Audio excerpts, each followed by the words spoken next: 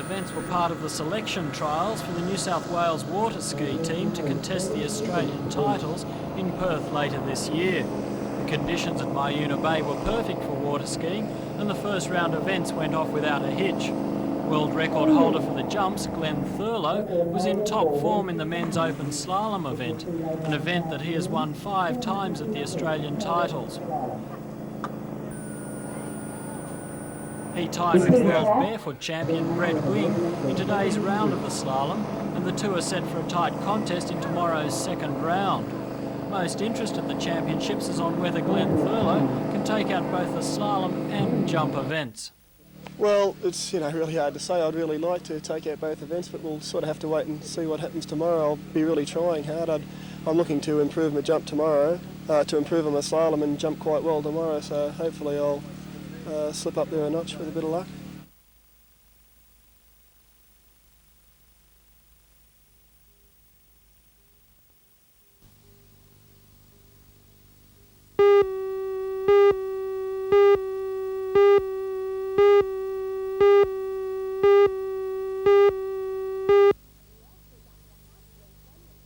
We actually got to the hospital in plenty of time, but it didn't seem that I was ready to deliver, so we were wandering around downstairs and thinking to go out to a restaurant, and decided because there were machine guns all over, we wouldn't. And suddenly we went back up to the labor room, and she was born 10 minutes later. When you're giving birth, you're not thinking about the shelling. Now, immediately afterwards, when I was in the recovery area in front of a large window, that was terrifying. For a while this morning, safety seemed very far away. 2 shells landed in the sea just opposite the embassy compound. And moved toward the British embassy and into the first floor on the side. No one was hurt, but frayed nerves were stretched even tighter. It was definitely shot from the campus. No sooner had the job of processing the evacuees begun again than chaos broke out once more. A 15-year-old girl had been hit by a ricocheting bullet. Marines and local militiamen who now help with security inside the embassy compound spread out in search of a possible sniper. The young girl, wounded behind the ear, was rushed to a waiting helicopter for treatment on the fleet. Offshore, gunboats of the Christian Phalangist militia added to the tension. Don't be afraid. You're in good hands. You're well protected. The American ambassador is no stranger to violence. The area around his East Beirut residence has been under attack all week. These have been incoming rockets that have been close enough to blow out windows, to riddle cars that have been parked in the driveway with shrapnel, did some damage to, blast damage to one of the rooms. The Italians, too, were getting civilians out today. Almost anyone was welcome. After the Italian people, we passed to foreign people. They were loaded onto trucks in West Beirut and driven across the mid-city dividing line to the Christian port of Juni. There, life preservers were donned before the short voyage to a waiting Italian ship. As the foreigners continued to flee, there were signs the militiamen who now control West Beirut might stop short of demanding the resignation of President Amin Gemayel.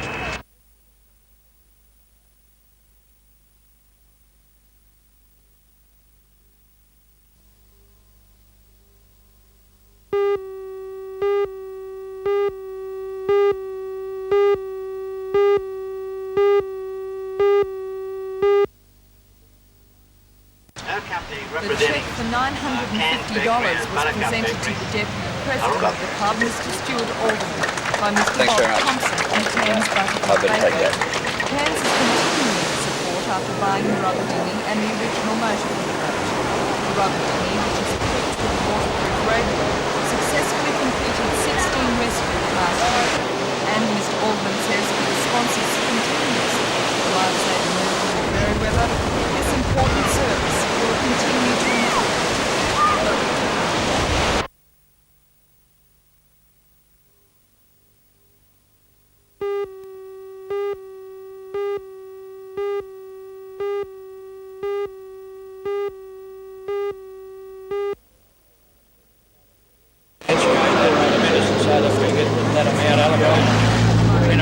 An arm twisting exercise today.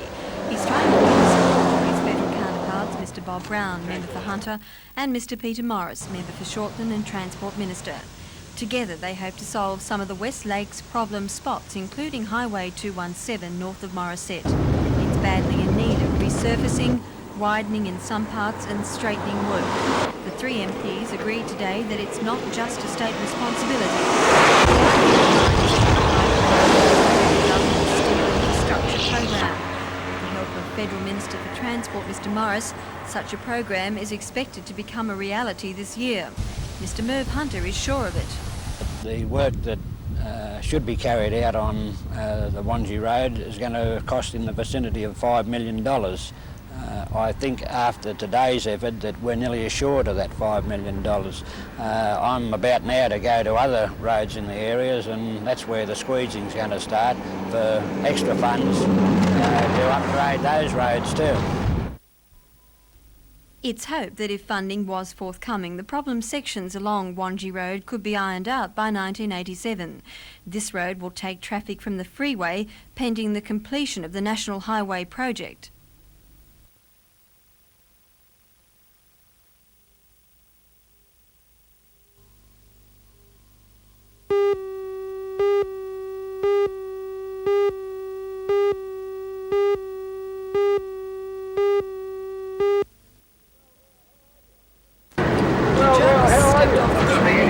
On the first day of their three-day tour of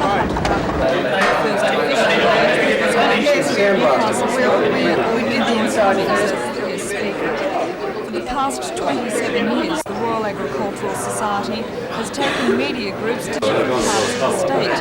This year they will visit the oyster farms, vineyards and horse studs of the country. Organiser of the tour, Mr Doug Denham, says he wants to show the media group the unlimited potential of this region. Here in the Hunter Valley, what is happening here at Newcastle, the great development, the expansion, the possibilities of it, not only in the coal and the seaport, but the tourism. It's a marvellous place for people to come to. We're talking about the coal, we're talking about the wine, we're talking about the fisheries, we're talking about the oysters. So we just think it's a wonderful thing that these tours have developed into. Terribly important.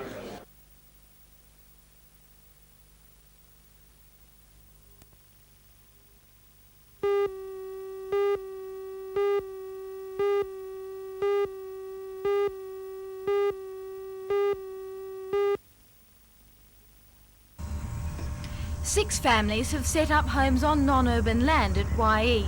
Most bought their blocks hoping that the council would change the zoning regulations to allow the erection of permanent dwellings. The land west of the railway line was subdivided in 1914. Building is permitted on land on the other side of the tracks, which was subdivided at the same time.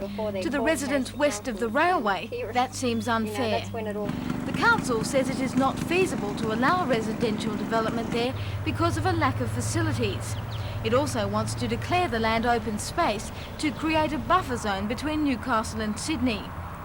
Last night's decision has angered the Williamson family, whose home is this caravan and makeshift annex. Mr. and Mrs. Williamson and their 3 school-aged children live on unemployment benefits of $150 a week. They say if the council turns them out, they will be forced to live on the streets. That this is it, you know, it's not much, but it's home to us. Last night the council committee decided to give you 3 months to find somewhere else to live. Where do you think you'll go? We have nowhere else to go. We will have to fight it to the end because my husband is unemployed. We have 3 children, 2 just started high school. It's a very expensive business. We just have no money to go anywhere else, so we're just going to have to fight them at this stage.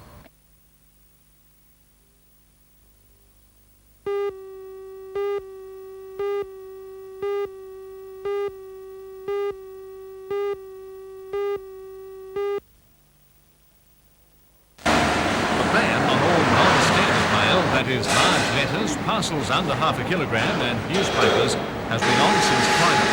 Since then, nearly 800 bags of that mail have been stacked and will not be sorted and forwarded until the dispute is settled.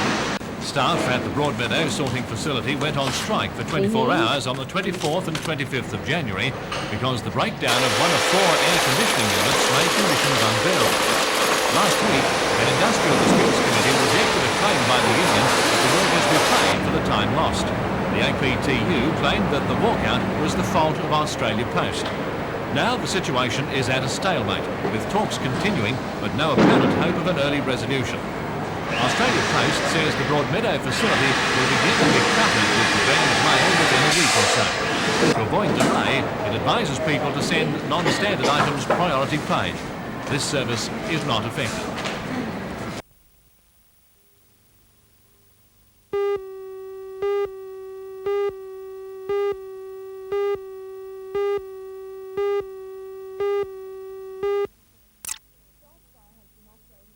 Felspar has been operating for 12 years and has already built up a reputation as a horse stud to watch.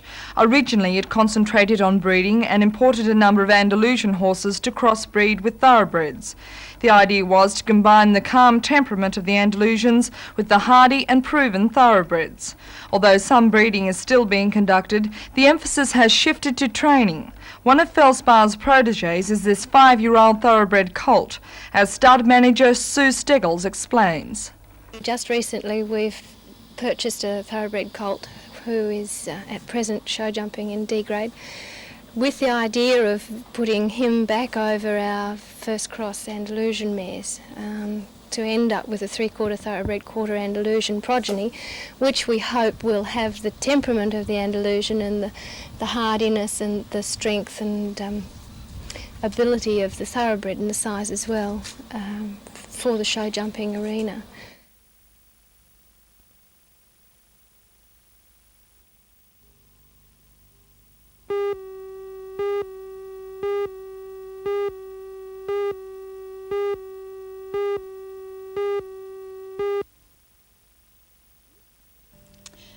Newcastle Rep has got 1984 off to a pretty bright start with its production of California Sweet. It's not an adventurous choice by anybody's standards, but it's funny, it's handsomely produced with a Butte Lynn Foster set, and it's the kind of show that Newcastle Rep's faithful followers have shown in the past they like to see. The play is really a set of 4 unrelated scenes all taking place in the same hotel suite at different times.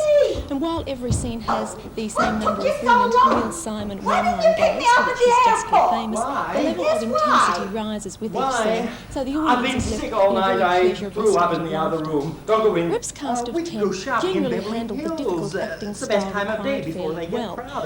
It needs to be hard-edged, fast, aggressive and beautifully timed. Well, not all of the actors managed to mine every one of the gems in the script, but there were enough to go around. Once again, this production shows that Rep's acting strength really lies with its women. Carol Davis as a romantic wife, Nola Wallace as an Oscar-losing actress, and Louise Page as a tennis-playing nitwit really provided the backbone that this production needed. The director, Isabel Denham, paced the evening very well, and her handling of the last hectic scene was the delight in itself and was worth seeing by itself. A very entertaining evening.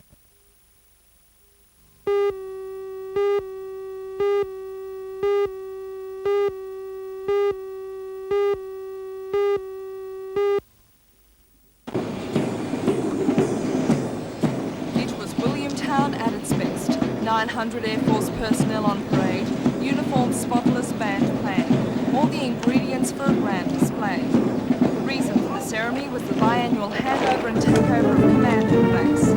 This year was significant because after 35 years of service and 2 years in Williamtown, Air Commodore Bill Monaghan retired.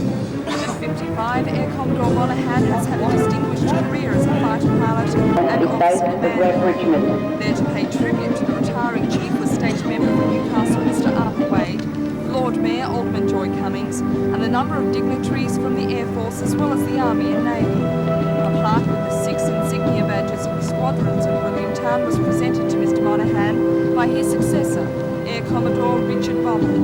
To legitimise the proceedings, both men signed the official handover declaration of responsibility of the base. The new officer commanding at Williamtown, Air Commodore Bommel, says he's looking forward to the challenge of his time at Williamtown, especially the lead up to the arrival of the RAAF's new fighters, the FA-18s.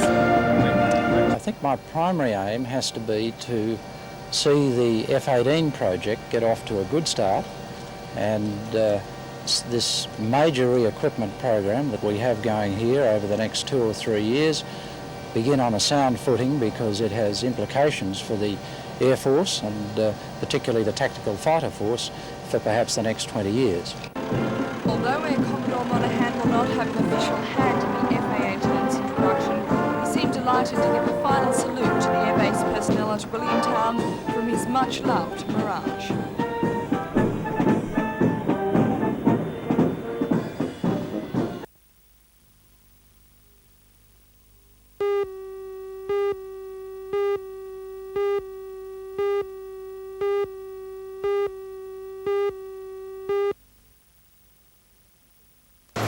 Officials at the club believe the vandals began their trail of destruction in the early hours of the morning. The vandals used marking spikes to gouge holes in the green and carved the word Warriors in large letters in several places. When the club's secretary-manager Ron Haynes and greenkeeper Stephen Briggs arrived at work this morning, broken bottles and rubbish were also lying around the green. Mr Haynes said the damage was another blow to the club, which already has one green out of use because of the recent greenkeepers strike. He said a gala day to raise money for North's junior rugby league team will go ahead on Sunday regardless of the damage to the green.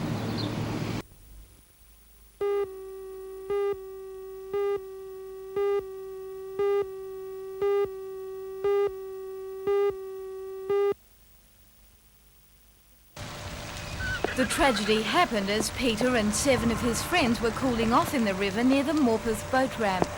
Police say they had been using a rope suspended from a willow tree to swing from the bank into the water. Peter was knocked under the water when one of his friends accidentally jumped on top of him. When, after several minutes, he failed to resurface, the boys raised the alarm. Rescuers were on the scene within minutes, but had difficulty locating Peter. Police and residents searched for well over an hour for the missing boy.